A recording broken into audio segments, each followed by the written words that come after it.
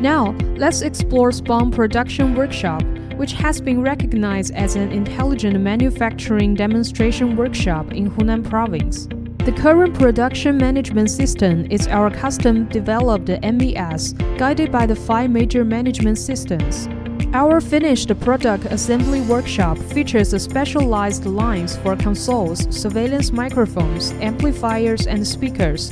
To meet demands for varied small batch production, we've implemented multiple flexible and adaptable lean modular production lines. For outdoor waterproof products, we have an automatic 3-proof paint coating line, which eliminates the risk of manual mist or insufficient coating, and also more environmentally friendly and safe. Our MES board monitors the production process, tracking scheduling, materials, progress, efficiency, and quality. It offers real-time manpower and efficiency accounting, alerts for anomalies, and management of critical materials and key processes.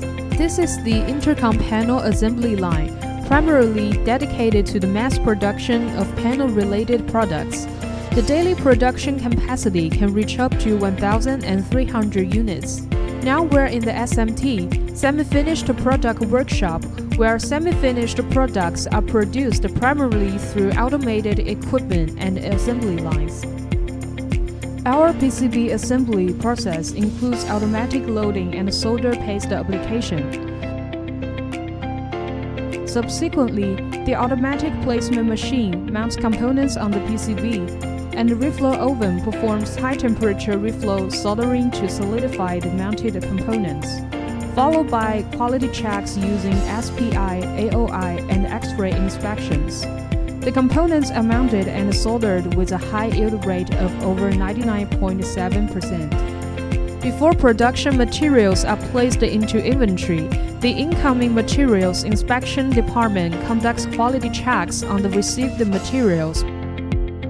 Our warehouse employs an ERE and PDA barcode system for efficient batch management.